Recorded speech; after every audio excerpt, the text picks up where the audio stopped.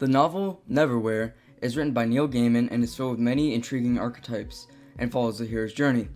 This novel can also be related to outside sources like movies such as Fury 7. The four main areas of archetypes include situational, symbolic, setting, and character.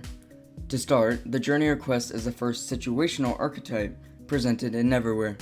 This archetype also relates to building Hrncir through the hero's growth in the novel. The journey is classified as the fool's errand of Hrncir because Hrncir, seemingly by accident, saves the day by merely tagging on to Dor's group.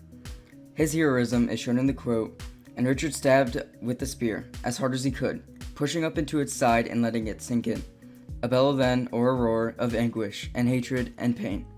And then, silence. Hrncir saves the day by slaying the Beast of London and allowing the plot to move further. In addition to saving the day, Hrncir goes through the other steps of the hero's journey, such as the call to adventure, abyss, and the road back. Hrncir's main goal of the quest was to gain his old life back, but he ends up enjoying his new life better.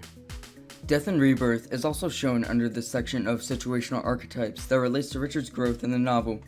For example, Hrncir has a psychological death and rebirth that changes his perspective on life.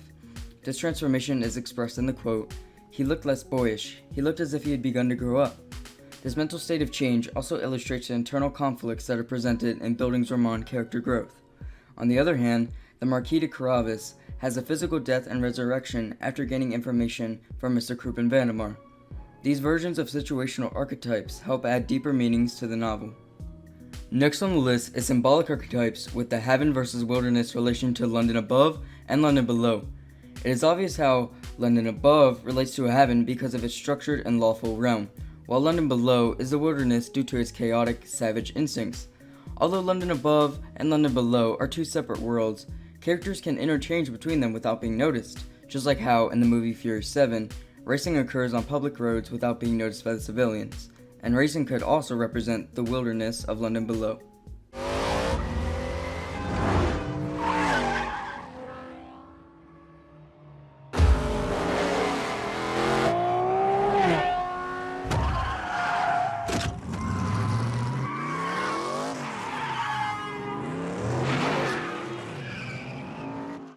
The Haven versus Wilderness archetype appears in many sources as well as the Animals archetype portrayed in Mr. Kruppen Vandemar. Their animal-like reference is revealed in the quote, "Mr. Vandemar, truer to his nature, threw back his bullet head and howled like a wolf." These antagonists are often referred to as foxes and wolves because of their uncanny relationship to other signs of danger. In addition to the other archetypes, setting archetypes like the underworld are present in Neverwhere. Like the wilderness from earlier, London below is the underworld because Hrncir encounters death and fear, unlike his old life. The underworld also faces more challenges for the characters by presenting foreign situations. To elaborate, the threshold appears as a setting archetype. The threshold in Neverwhere represents Knightsbridge due to its gateway into a new world. The hero also grows in the ordeal after he crosses the threshold. The setting archetypes are important to set up the plot and create conflict for the characters. Finally, there are many character archetypes present in Neverwhere. Character archetypes also appear in every film and novel and can be identified.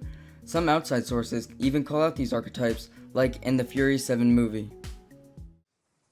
Now, why would you trust us? You barely know us. I know enough. Ex-cop, military, something like that. The way you took out them guys shows training. Tech guy, offended by the hacker remark, naturally. Alpha. Mrs. Alpha. Joker. Wrong. Double alpha. Man candy. You know what I'm saying? To start, Hrncir demonstrates the hero archetype through slaying the beasts and obtaining the key for Dor's group. He also exhibits courage, although he isn't used to London Below's environment. It makes sense that he's the hero in the novel because he saves the damsel in distress, Dor. The reader meets Dor in mid-arrest when she is vulnerable and in need of saving. Dor also represents the damsel in distress by luring Hrncir into her adventure due to his graciousness. In addition to these two characters, the Marquis de Carabas is a trickster who manipulates others with trades.